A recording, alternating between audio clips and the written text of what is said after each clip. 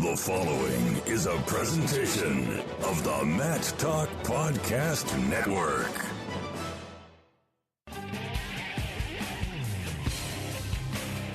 It's time for the Guillotine Grapevine, a podcast for the land of 10,000 wrestlers. 10,000 wrestlers. Now, here's your host, award-winning wrestling broadcast journalist, Jason Bryant.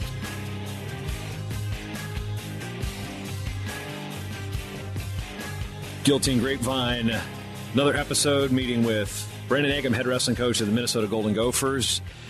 Big time of year for Gopher wrestling. It's the preseason, but it's also a lot of things going on with the program. You got the wrestling room about to open up, new offices. This place, first time I've been in this office since it's been renovated. The front of here of Bierman has been renovated. There's security now. Brandon, what's the deal? You can't just walk in here and say hi anymore. Yeah, I guess different world we're living in these times. But, yeah, it's super exciting. You got a chance to see that new entrance to this Athletes Village. It's very impressive. Smell the food, too. The cafeteria is like just right there. Yeah, it's been tough on me because I've been eating a lot here now. The food's awesome. It's great. It's 20 yards from the front entrance there. And then, like you mentioned, we got the new wrestling room that's just right around the corner and being built, and that's moving along really well. So, yeah, it's exciting times here for all the student athletes, but this is really exciting for our athletes, our wrestlers right now, too. Got some corporate branding outside, too. Lando Lakes was the first thing you see when you walk into this place.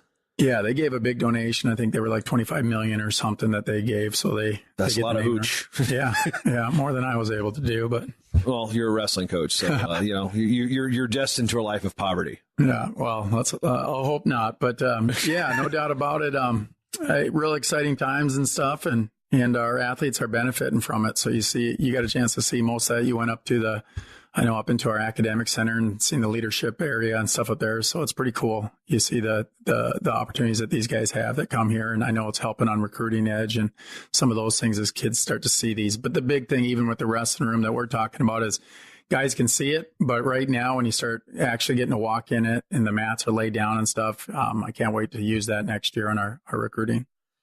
In last episode, we talked with Dustin Schlater, and we did go up there, and we were talking about the certain things that, where I went to school, didn't have these amenities. And I think all schools have improved. It's been a long time since both you and I were in college, but, the amenities have improved. Now, let's just talk about that. What was it like here when you were an athlete compared to what you have now as a head coach to give to your athletes?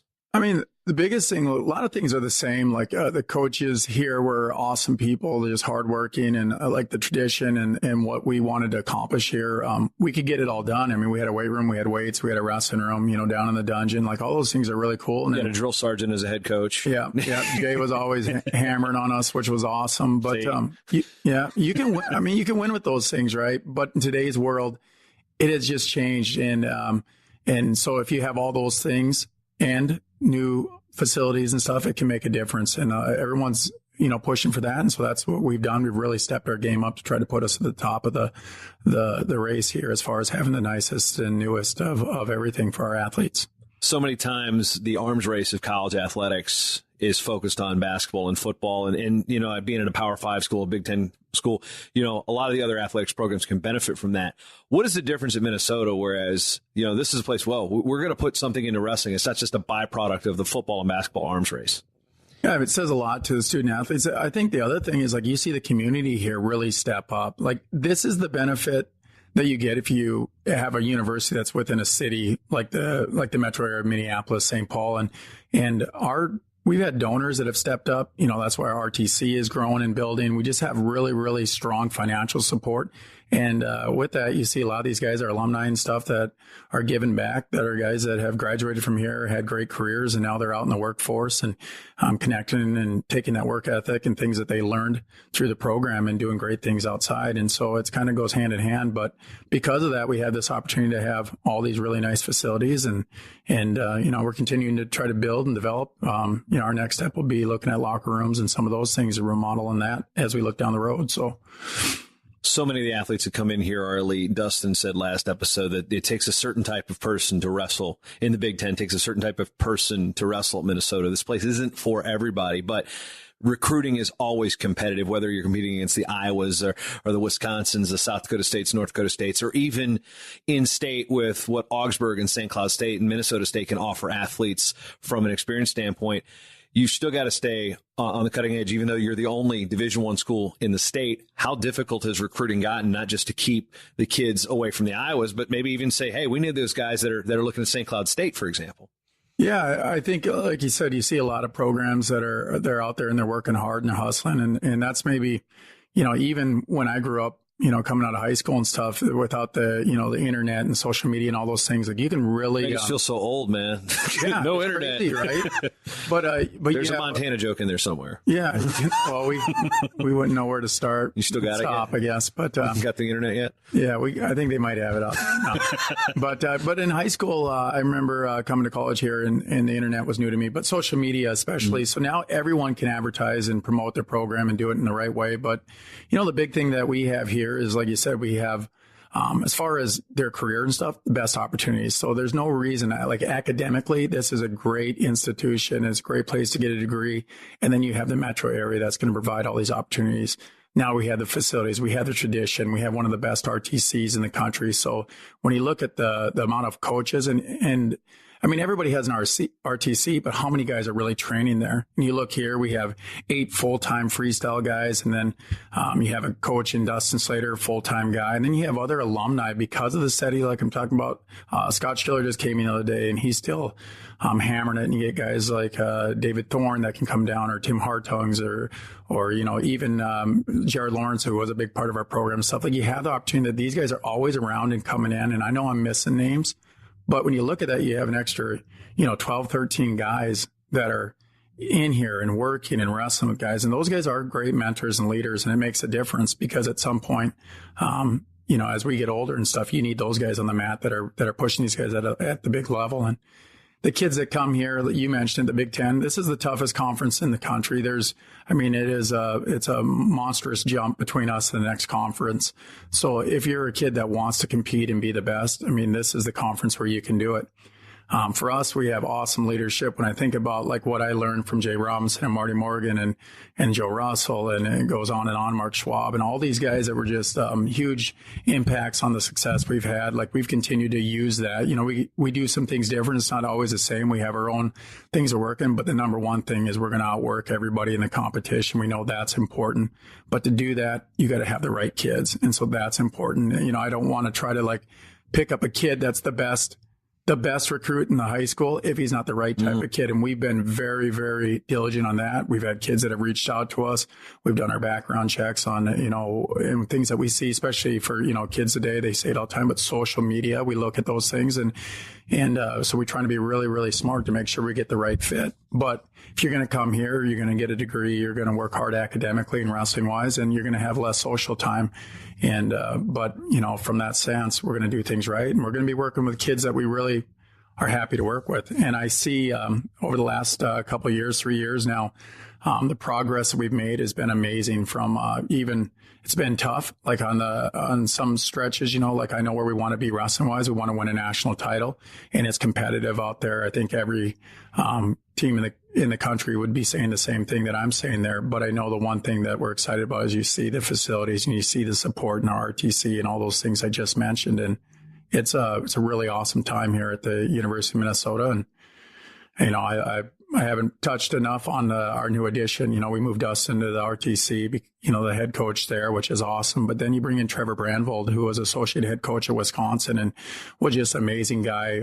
I know we recruited against him, and sometimes on the mat, you're shaking your fist at him and looking across, we laugh about that, some of the old battles we'd have as coaches, but he was just always been just an amazing person. And he just, this week, they just added a new, beautiful baby girl, to their family. So he's got 3 kids and he's just been a great addition. I know the guys on our team love having him around too. So. And River Falls guy, and Dustin and I were talking about how easily he can just go back, hang out with the parents and bring back some spotted cow, but we'll talk about that another time. Things that are coming up here as we've just cleared homecoming. We've got a coaches clinic coming up, and then open practice on the 26th, 27th of October. Why don't you talk about what those entail and who's going to be instructing and how the fans can be involved there? Yeah, so with our coaches clinic, we got Nazar Kolzitsky, who is Kolchitsky. We'll teach you that one right. Yeah, it's Ukrainian. It's got 2 Y's. Yeah, it's confusing. It's a tough name to say, but adding him in has been wonderful. We knew a lot, just competing against Nazar, but he just again another great person, and that's important to us because that's the type of leader we want to bring in. But he's got some really nasty stuff. Yeah, nasty stuff. He's an awesome guy. It'd be really fun. I know the coaches will love getting a chance to interact with him and learn from him. But guy like that's wrestling Division III. Can you imagine being a guy like, oh, okay, who do I wrestle? You got the Ukrainian. Uh-oh. Yeah, it's crazy when you think he's American that. now. He's actually an American citizen now, so we got to point that out. But boy, he's one of the toughest in the United States right now, and we love having him in there. So good addition. And we had Trevor Brandvold. We'll be getting an opportunity to get in front of all these high school coaches and stuff. So this is a big event for us. We love having the coaches in. It's a fundraiser, but at the same time, they get a chance to interact with our guys and our team and our staff and stuff. So it's awesome. And then afterwards, some of those coaches, if they want, will stick around and maybe go to the football game, and they'll do a little tailgate event for them and stuff. So that should be fun. And then the next morning, we'll wake up and we have our open practice. And basically what we do there is we have our guys get within 5 pounds. So it gives us a really good opportunity to see what the guys look like a week out from their first live open, and get a chance to see them close to weight, what they look like, how they respond. And then we'll have the guys wrestle 3 matches at guys at their weight class. So again, just another indication on, who's really fighting for that spot and who looks like they're leading the race here as far as being a starter. So kind of in lieu of a wrestle off for like a maroon and gold type of match, a lot of places have those intra squads. Is this kind of your way of doing that and make it more of an inclusive event? Yeah, it's like that. We don't officially have a ref out there and make it one-on-one, but it's very easy. We have half the guys go out there, and we have the coaches specifically watching certain weights, so we got a good idea on who seems like they're responding the best and is leading their race. Some guys, you have a really good idea who the starter would be, but other weights, there's a lot of things that can be up in the air, and so that'll be fun. I know for our season ticket holders, they get the event hard ticket. They get to come sit in their season ticket or in their season seats there and watch the event. So it'll be pretty cool. And we'll introduce all the new guys and talk about it, and maybe even some of our senior level guys will jump in there and roll around with some of these athletes, which is always fun to watch. I know a lot of guys are excited about, like Gable Steveston, for example, to get a chance to watch him maybe against a guy like Tony or Hayden or something is pretty cool. Yeah, and for those season ticket holders, that means you don't have to yell, he's backing up from your seat, because it's only Gophers. That's right. Yeah, we won't hear the beeping. He's backing up guy always sits behind me. I could be at Nationals and that guy's sitting behind me. Now, other thing coming up, the gala coming up. This was just released, at this point a couple weeks ago, with Tony Dungy coming in. He's a Gopher, but he's a guy that's been very adamant about his respect and admiration for the sport of wrestling. That's coming up November 17th. A lot of things going on that weekend, including a home duel with Oklahoma State. And so in the scope of this season, and not just the season, but Gopher wrestling, how big of a date is this for the Wrestling Gala with Tony Dungy and then Oklahoma State coming in on top of that? This is really important for us because, like we talked about, we got a new wrestling room, new offices, a lot of new facilities around here on top of that for student athletes. But this is a big fundraiser to build, state-of-the-art locker room, and that's what we're doing. We want to add all the things, have all the amenities in there for our guys. We got a plan in place right now, but we got to raise the money to make this happen. And things aren't cheap especially when you're doing construction at the University of Minnesota. So we're working really hard there to do that. It's going to be a fun night. Like you mentioned, Tony Dungy coming here. That's amazing. Not just for wrestling people, but if you had a chance to read any of his books, he's a guy that has strong faith. He's a strong Christian, a really amazing story. Played football back in the day. And the fact that he's coming here to do something for the wrestling program is amazing. I mean, this guy. He's here for Super Bowl 52. That's expected because he's a football guy. But yeah, he's coming here for a sport he didn't play. Yeah, and he's put a lot of really good time. If you look in the past with some of our guys, did stories of comes in one-on-one and spoke with our team a number of times. When they won the Super Bowl with the Colts, he sent us an autographed football. He sent to Jay Robinson, which was pretty cool. I'm a Bucs fan. I kind of wish he'd have won that Super Bowl with the Bucs too, because I really liked him as a Bucs head coach. But that's probably let's not bring that up. Yeah, we don't want to bring up a sore spot for you, but just a great guy. So hopefully, I know a lot of people in the community. If you want a chance, come to the event, please come and support it. And the money goes to a great cause. It's $150 for a seat. If you want a table, priority seating, a table of 10, you could. It's $2,000. And then some guys are starting to pay for naming rights on lockers, and already it's moving in a really positive direction. So we just released the stuff, but if you want to come, there's limited seats. You should go online and buy a seat now. Yeah, all there at gophersports.com.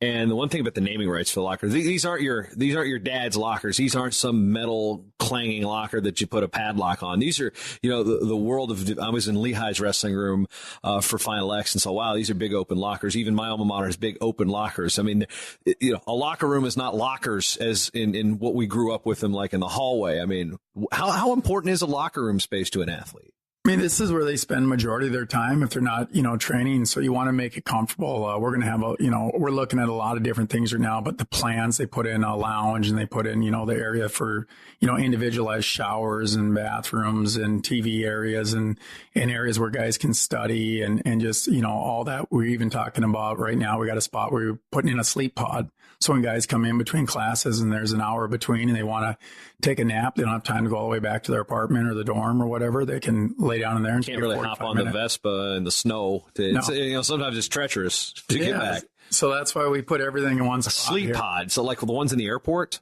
like you see, like internationally, or we looked at a lot of different designs of sleep pods. If you go online, you can see it. Yeah, it's. I'm not sure exactly what you're looking at, but maybe not right now. It's it's like just a little kind of a private little area where you can sit down. It's dark and you can shut the lights off and basically take a nap and set your alarm or whatever if you want and get up and in 45 minutes if you need a little study break or break between classes. Like we said, it gives the guys a spot because then we're going to have a lounge area where there's TV and all those things going on. We wanted a spot where guys can kind of decompress too at the same time. And then that next morning after this gala, like we were talking about, you mentioned that we have our first home duel, Oklahoma State, which is awesome. We're excited. And this is going to be a fun year. I love the intensity in our room right now. The guys are doing an amazing job. They're working hard. Our first official practice is October 10th, but the guys are already in full speed here moving, and you see some really, really good battles. Having those RTC guys in there, and then now the addition of the guys coming in, the one of the top recruiting classes in the country from last year, and you're seeing these guys, really bang heads and stuff. It's been awesome. So it's going to be a fun year. I know we can't wait, and we get a great test right off the bat. We'll start with the Daktronics, go down there to SDSU and get a chance to lock horns with some of their guys, and then a couple of weeks later come back here home and take on one of the top programs in the country and try to go out there and make some noise against them. Speaking of Daktronics, which is in Brookings at South Dakota State, former Gopher Damion Hahn has come back to the Midwest. He's now taking the reins of that program. And, on a personal note, what's it mean to have Damion back, kind of in the neighborhood? It's great. I mean, when I was in college here, he came in, my senior year was his true freshman year. So it was really awesome. We got to spend a lot of time competing and training together. And even afterwards, as I was making my way in wrestling internationally and he was going through the college program, was awesome because you have a really good partner. So I always had a good relationship with him. I know married his wife, is from Minnesota and stuff. So for him to get a chance to come back here has been really cool. I know all about that. You married a Minnesota girl, you're coming back. Yeah, you can't get out of here. You're coming back. But, and then at the same time, he's got inducted into our Hall of Fame here a couple weeks ago. So it was really awesome that we got a chance. Coach Becker and I were there and got to, honor him and welcome him there. So it was really cool to see somebody like him come back that did some great things here. And now he's in the area. And so we'll get a chance to, yell at each other across the mat. But there's no doubt we're really pulling for him and hoping that he does really well up there. And I know he will. That way you just pull him for him to finish second, right? Yeah, always right behind the. Because you don't want to get him too comfortable because he knows the recruiting landscape here too. Yeah, no doubt about it. I mean, from the competitive standpoint, we got to do what we need to do and pick up all the best kids in the state of Minnesota and the local area around it and stuff. But still, it's awesome. You become good friends with all these other coaches and stuff, and it's intense out on the mat. But outside that, there's a lot of really good people. So got to continue to have those good relationships with those guys and enjoy the trip too, or the journey on the way. So.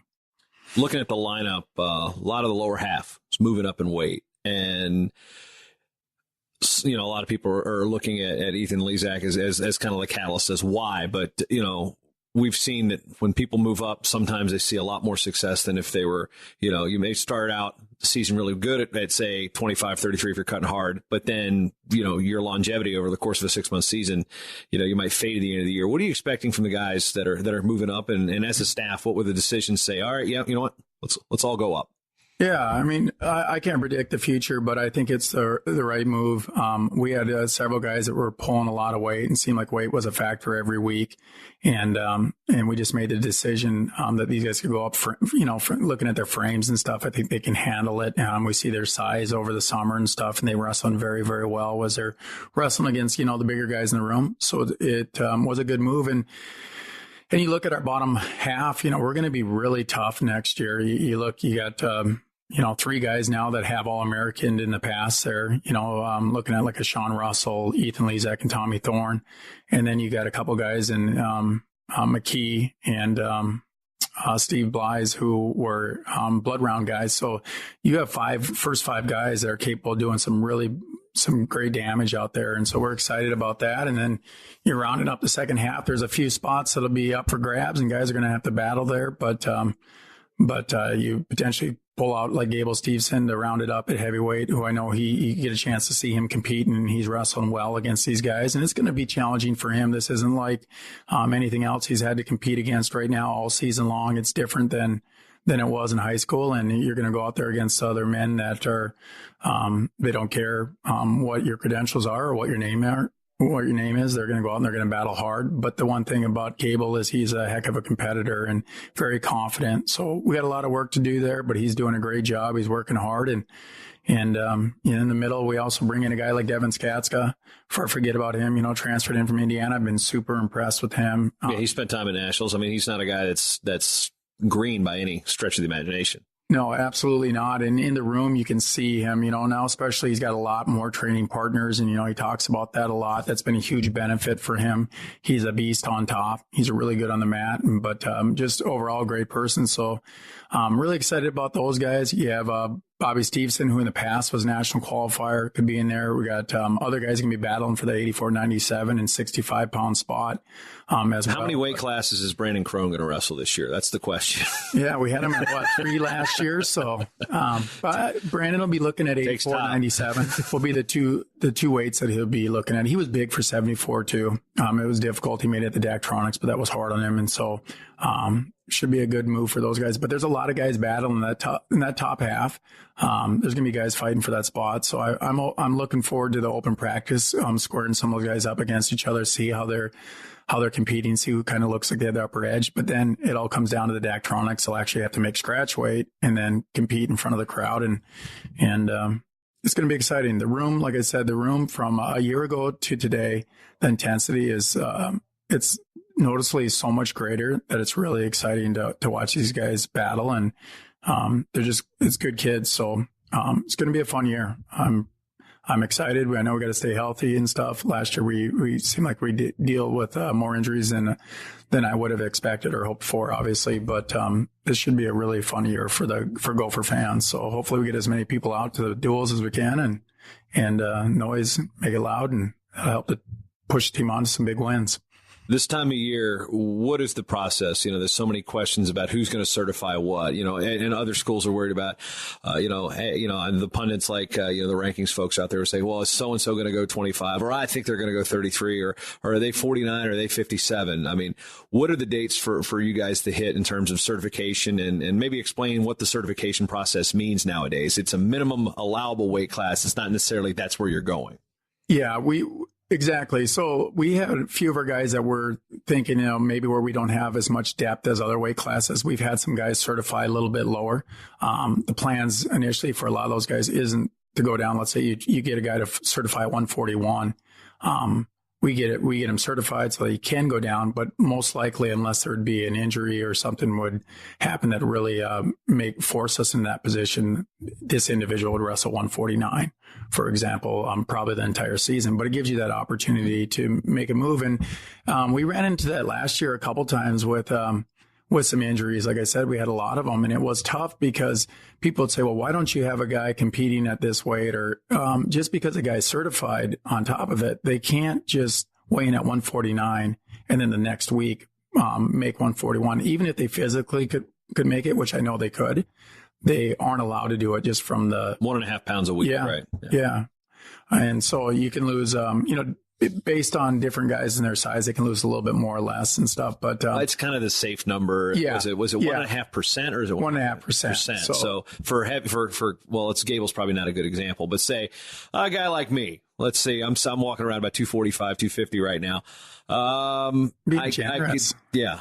Just kidding. Yeah. I'm questioning whether or not I would actually certify at 197, but I would they give you this chart to break down. So you can go here, here, here, and here, and here. So it's called a descent plan for those who are wondering. So when you look at that, but when do you guys elect to do the certification process? Is it like first day of practice? I mean, obviously it can't be first day of practice, but there's a preseason assessment. Yeah. And so when does that take place? And does everybody do it the same day, or is it something where you're like, okay, this guy might need to be hydrated and has to do it again? I mean, how's that process work for you guys? Yeah, I can't think of the exact date in our head, but I know this. When Gable had wrestled at the World Championships here a week and a half ago or 2 weeks ago, all of our team was completely certified, except for Gable, which we knew was, certifying the heavyweights. That one's easy. It was easy. So, yeah. Step on. So, we did that certification process. We had everybody down. We talk as a staff and look where is we have a pre-test where we see where guys are at and kind of see if this guy is close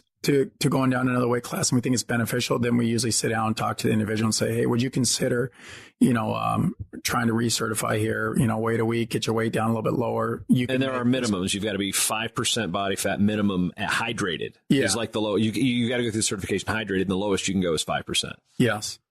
And so, so for some guys, maybe you want them to go down, but you just realize this guy's so lean and it's going to be such a stretch that it'd be difficult. But the ones that we can, we do it. And I don't know if we'll use a lot of those situations, but we made ourselves that opportunity. But again, like you said, like we talked about, you weigh in at one weight class and you want to go down to the next weight class, it's probably 4 weeks away.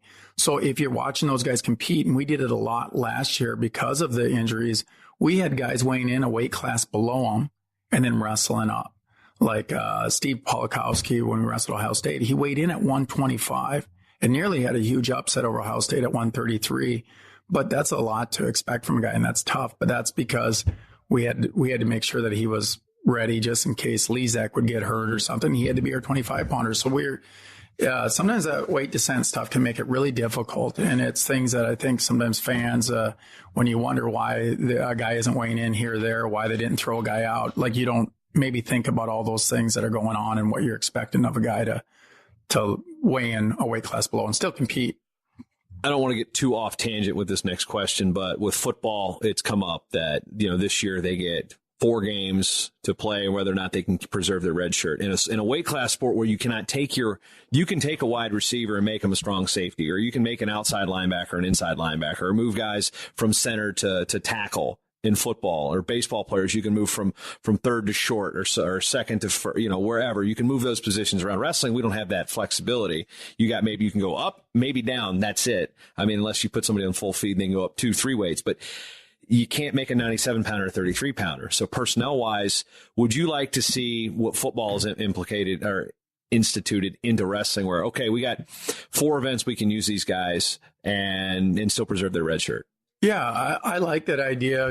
Just like it would alleviate the problem that you're talking about. Exactly. It might help you. You got a true freshman. We can't suck this guy down and plug him in for a weight. All right, the fans get a show. All right, here's what you get for the next 4 years. As long, it's not the postseason, obviously. But yeah. I think it's really cool. It'd be fun for the fans to see those guys compete. I guess I expect it could, create some problems when you look at some of the teams that potentially, let's say Gable Steveston, we redshirt him this year and we pull him out of these 4 big duels, and he goes out and gets 4 big wins over one of the top ranked heavyweights in the country, and it changes the outcome of one of those duels or something, but now, you're not bringing that guy to the Big Tens or the NCAAs. So it can be exciting for some duels and create some really good, energy there. I think, people can talk about and see some awesome matchups. It's always good promotion, good duels, good promotion. Yeah. Too. And so I'd be all for that. I think down the road, you look and you see like maybe you upset a Big Ten team that now with your full lineup going to the Big Tens, are you seated ahead of that team? Well, we're also looking at tournament points versus I think some people were looking at it as like, okay, well, you can do it in maybe your non-conference duels. I mean, the devil's in the details, obviously. In wrestling, we have open tournaments. So they're getting competition anyway. It's not like basketball or football where you're not going to an open pickup game to get point guard practice, for example. But I'm just, curious. Be specific but it'd be interesting which ones you'd want to pull them out from, for which matches or duels or tournaments that you could bring this individual. I think anything's better than forfeit in my eyes, though. 100%. Yeah. I mean, I don't know how many matches I've ever seen Gophers forfeit in a dual meet. It's like I said, I'd have to be hard pressed to think of one. Yeah. I'd be for it. I mean, I know last year when we went to Penn State, we were in that situation where we had to forfeit to Rutherford at 149, right. And we had to make a guy able that could make the weight and wrestle. It would have had to been our one guy at 141, and we had Thorne, who was already dinged up and injured, who we had wrestling, so we'd had to put a backup, weigh him in at 141, and then have him wrestle Rutherford. And then if he got hurt, we'd have no backup again at 2-8. So we were in a really tough spot, and I know people were upset about that. After what happened to Melmer that year, I don't think you yeah, Melmer, boy, we threw him to the wolves. He still laughs about that. I remember. Dustin still sends him Christmas cards. Yeah. One match, he was wrestling.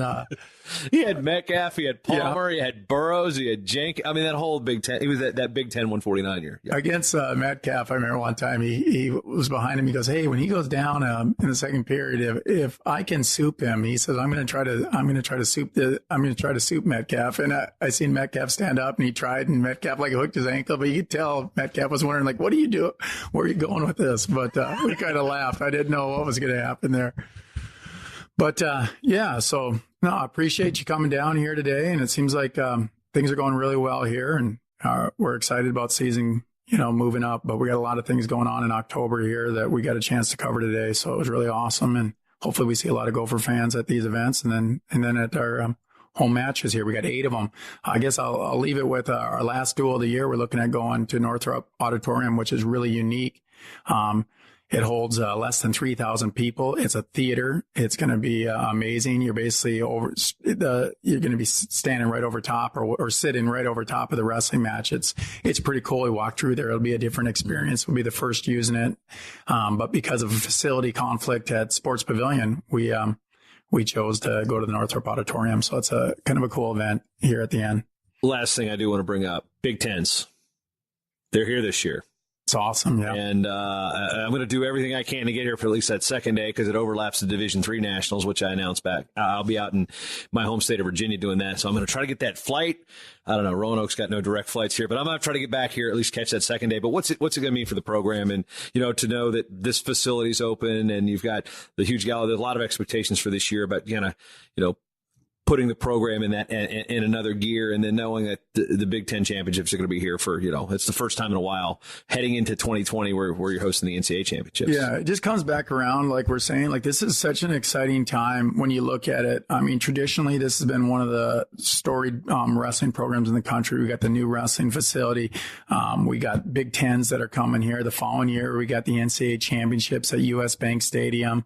I'm really excited in this new locker room and just all the success with the team we're building here with some of the new incoming recruits and stuff. It's an awesome time. So it means a lot. We have great support. We have good attendance at our duels and stuff. But to be able to get wrestling in this area, I know it's only going to continue to help grow and draw more fans to wrestling and especially to our program. So we're pumped. It couldn't be a better time. It's as big as the Big Ten's getting. It seems like it's a long time between the previous Big Ten championships that you host. So it's got to make its round through every team. So it takes a long time to come back. So we got to take advantage of it and make sure our fans get a chance to come out and enjoy this because it won't be here for a while again. Yeah, I think at this rate, the next time they'll be here, I think my daughter might be at the University of Minnesota, and she's 6. Unbelievable, so, yeah. Anyway, Brandon, appreciate the time, man. Yeah, thanks, Jason.